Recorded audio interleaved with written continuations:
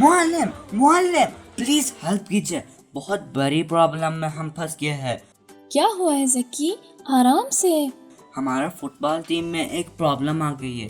Coach نے تو یوسف کو کیپٹن بنایا ہے، وہ پرانا پلیئر ہے، سب کا خیال رکھتا ہے، اپنے کام میں پرفیکٹ ہے اور دوسروں کو بھی پرفیکٹ بنانا چاہتا ہے، لیکن بچے چاہتے ہیں کامل کیپٹن ہو کیونکہ وہ ہر روز سب کو آئس کریم کھلاتا ہے۔ اب مجھے سمجھ میں نہیں آ رہا کیا کروں، کوچ کی بات سنوں یا اپنے دوستوں کا ساتھ دوں۔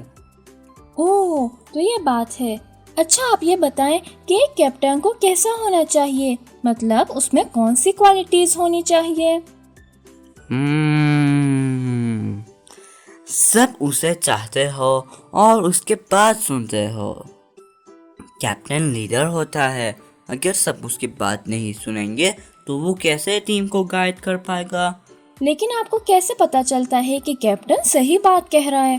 اگر اس کی بات غلط ہو تو اس طرح سے جب سب اس کی بات مانیں گے تو سب غلط کام کریں گے اور نقصان میں رہیں گے۔ یہ تو سچ ہے، لیکن مجھے نہیں پتا۔ اس میں پریشانی کی کوئی بات نہیں، قرآن کریم نے ہمیں بتایا ہے کہ ایک کیپٹن کو کیسا ہونا چاہیے۔ واقعی اللہ نے کیا کہا ہے اس کے بارے میں؟ اللہ نے اس بات کو ایک کہانی میں بتایا ہے، رکیے میں ابھی اپنی اسکرین شیئر کرتی ہوں آپ سے۔ بہت سالوں پہلے جب جناب موسیٰ کا انتقال ہو گیا تو ان کی قوم مطلب بنی اسرائیل نے خدا کی باتوں کو سننا چھوڑ دیا اور شیطان کے راستے پر چلنے لگے۔ اس طرح سے دشمنوں نے ان پر حملہ کیا اور ان کو اپنے گھر اور شہر سے باہر نکال دیا۔ بنی اسرائیل کی قوم بہت پریشان تھی، دشمن ان کو ستاتے اور مارتے تھے، ان کے بچوں کو ان سے چھینتے تھے۔ بنی اسرائیل نے جب دیکھا کہ وہ لوگ دشمن کے سامنے کچھ نہیں کر سکتے تو اپنے پیغمبر کے پاس گئے اور کہتے ہیں ہمارے لیے ایک لیڈر بتائیے کہ جس کے ساتھ ہم خدا کی راہ میں جنگ کریں اور دشمن کو ہرائیں۔ خدا نے بنی اسرائیل کے لیے ایک جوان کو چوز کیا جس کا نام طالوت تھا۔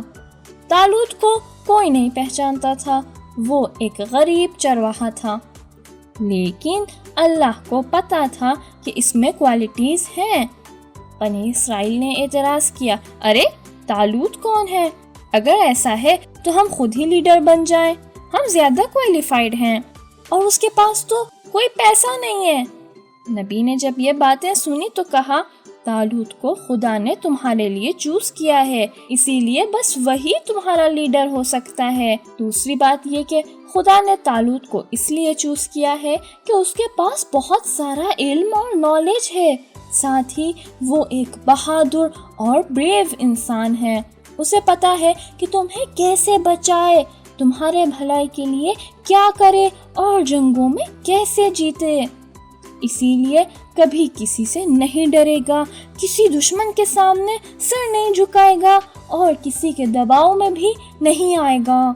پھر کیا ہوا؟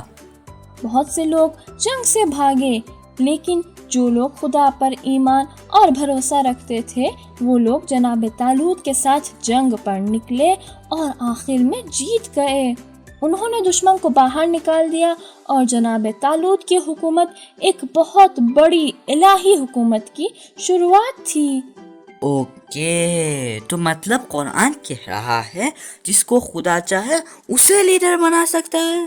جی، لیڈر بنانا خدا کا کام ہے، لیکن خدا نے یہ بھی تو بتایا کہ اس نے کیوں طالوت کو چوز کیا۔ کیونکہ طالوت بہت بہادر تھے اور ان کے پاس زیادہ نالج تھی، اس لیے خدا نے ان کو چوز کیا اور ان کے علم اور بہادری کو اور بڑھا دیا۔ گڈ، خدا نے قرآن میں ہمیں ایک لیڈر کی خصوصیات بتائی ہیں کہ ہمیں پتہ رہے کون اچھا لیڈر ہو سکتا ہے اور کون نہیں۔ اس کے ساتھ جب لیڈر ایک بہت امپورٹنٹ کام کے لیے چوز ہو رہا ہو تو خدا نے اس کی نشانیاں بھی بتائی ہیں۔ کیسی نشانیاں؟ جیسے جب خدا نے مسلمانوں سے قرآن کریم میں فرمایا تمہارا لیڈر خدا اور رسول ہیں اور وہ لوگ جو خدا کے لیے رکوع کی حالت میں زکوٰۃ دیتے ہیں۔ میں نے یہ کہانی سنی ہے، یہ آیت امام علی علیہ السلام کے لیے نازل ہوئی تھی۔ ویری گڈ، تو خدا نے ہمیں ایک لیڈر کا کرائٹیریا بھی بتایا ہے اور پھر اس لیڈر کی نشانیاں بھی بتائی، اور آخر میں خدا نے پیغمبر سے کہا کہ حج کے بعد امام علی کی ولایت کا اعلان سارے مسلمانوں سے کریں کہ پیغمبر کے بعد امام علی سب کے لیڈر اور کیپٹن ہیں۔ پیغمبر نے بھی سب کو ایک جگہ جس کا نام غدیر خم تھا جمع کیا اور خدا کی بات کو سب تک پہنچایا۔ جس قوم کے پاس ایک ایسا لیڈر اور رہنما ہو جو سوائے خدا کے کسی سے نہ ڈرتا ہو اور جسے سارے پرابلمز اور مشکلات کا جواب پتہ ہو، جو اتنا کائنڈ اور رحم دل ہو کہ نماز میں بھی غریب کو صدقہ دے، جس میں گریٹنس ہو کہ کسی کا برا نہ چاہے، تو پھر اس کے ماننے والے کبھی پیچھے نہیں رہ سکتے، برائی میں نہیں پڑ سکتے۔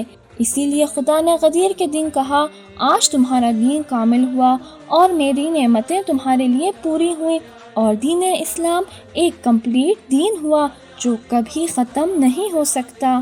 اوکے معلم، مطلب مجھے دیکھنا ہوگا کہ کون زیادہ بریو ہے، کس کے پاس زیادہ نالج ہے، کون زیادہ ٹیم کا خیال رکھتا ہے، پھر میں اس کا ساتھ دوں۔ جی یہی صحیح راستہ ہے، ورنہ ٹیم کے ممبرز تو آئس کریم سے خوش ہوں گے، مگر آپ کی اسکول کی ٹیم جب ہارے گی تو نقصان تو پورے اسکول کا ہوگا، ہے نا؟ تھینک یو معلم، آپ نے میری بہت مدد کی۔ خدا حافظ۔ خدا حافظ۔ بچوں، اور ویڈیوز کے لیے ہمارے چینل کو سبسکرائب کیجئے، اور اگر آپ کو ہمارا کانٹینٹ پسند آتا ہے تو لائک کرنا نہیں بھولیے گا۔